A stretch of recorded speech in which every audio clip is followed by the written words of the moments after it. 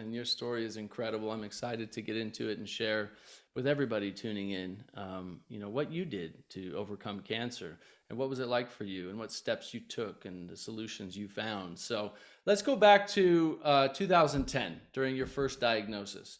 Can you share with us a little bit about, what the doctor told you? And what was that experience like? What were your thoughts and emotions and feelings at the time of your diagnosis? In 2010, I did not feel good at the beginning of the year. I knew there was something wrong. And by the summer, I was feeling very bloated, tired. I kept drinking energy drinks, and my life was very, very, very stressful, chronic stress for years, bad diet for years, uh, unhappy, everything. I was doing everything wrong. And now I know that, but I didn't know that back then. So I go to the doctor, regular doctor, and I tell him about the pain and pressure I'm feeling and to please do an ultrasound. He didn't want to do it. Finally, he did. Found two big tumors, 11 centimeters and 8 centimeters on the left ovary. So then, I go to a gynecologist. She, sees the results and decides that I was fine, that there were cysts, that it was normal. But she did say they were too big. I said, please take this out of my body. For many reasons, like not having the best insurance, they didn't want to do it. I was very persistent. Finally, they do a surgery. They take him out, one ovary and the two tumors, and it was ovarian stromal sarcoma. She said for me not to go to the internet and research, that there was a lot of misinformation.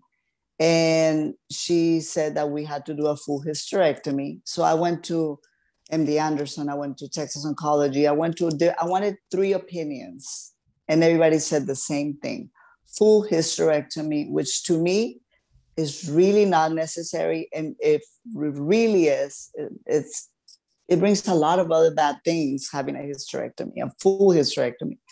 So my intuition said, don't do it. So they gave me, after the full hysterectomy, a medication, Femara, that I was supposed to take for the rest of my life. It's an estrogen blocker with chemo. I took about 20 days of it, and I felt very disoriented. My whole body hurt. I couldn't get out of bed. I ended up in the emergency room, and they didn't know what it was. They didn't know that it was a medicine, even though the side effects were right there. I said, I'm not taking this.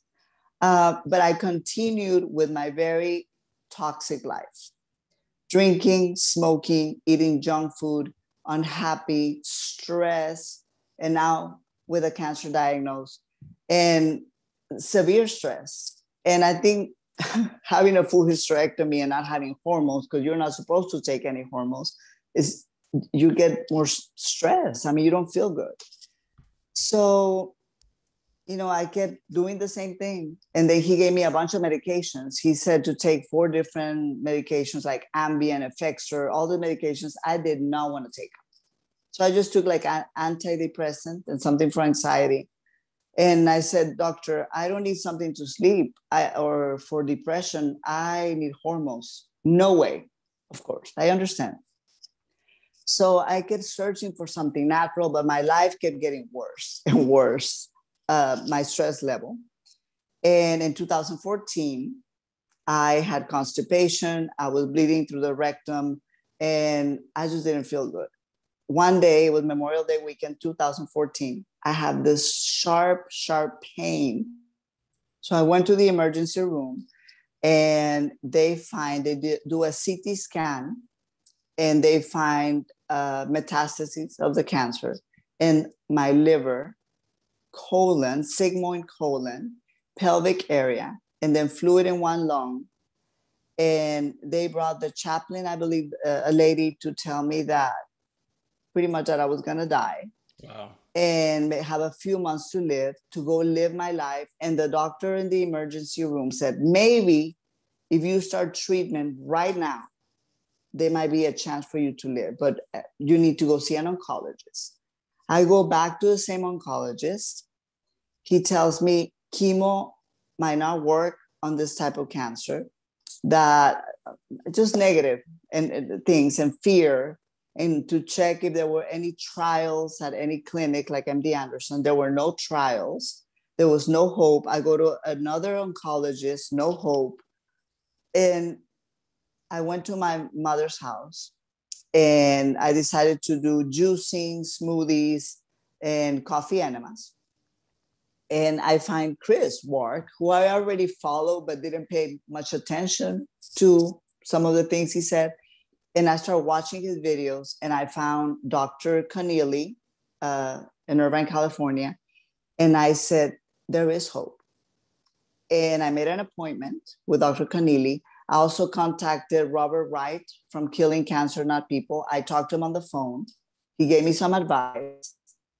I decided I'm going to live. I'm not dying. I will not take that diagnosis. I went to see Dr. Connealy, but I went there to learn because she really didn't know what to do with me. I mean, she recommended PMF therapy, diet, everything, but it's very hard to really pinpoint and say, okay, this is what you have to do and you're going to be cured or heal. Right. So my protocol was juicing, smoothies, no animal protein, no wheat, no lactose, PMF, like I said, PMF therapy every day, coffee enemas, colonics, meditation, a lot of supplements, managing stress. So that's why I went and stayed with my mother. And slowly I started getting better. But I was very frustrated. I would get very depressed, very sad. I planned my funeral. Wow. And I was just, it's very frustrating to get that diagnosed. I thought, sometimes I would think, I'm going to die. And I was, I don't want to do this anymore. I want to die. and I had the first 3 years, 2000, I would say 14 to 17, it was a struggle. But then I started seeing my MRIs and CT scans get better and better. And I started feeling better and better. I didn't need to take pain medicine anymore. I had a lot of energy. My mind was very clear. And I thought, it's not really the lack of hormones. It was how toxic my body was. Extremely toxic. And my life, and I didn't know my life was toxic. A lot of us live a very toxic life and we have no idea that we're living that life. And if I see my life 20 years ago and now, it's like black and white. So the key to me is to continue every day living this life. And it's very easy for me. We hope you enjoyed this short excerpt from the Health and Healing Club. This entire video, including an in-depth discussion and thoughtful and inspiring questions and answers, is available inside the Health and Healing Club, along with hundreds of hours of premium and exclusive life-changing content, practices, and holistic, natural, and integrative solutions for health and healing. You can start your free trial today at healthandhealingclub.com.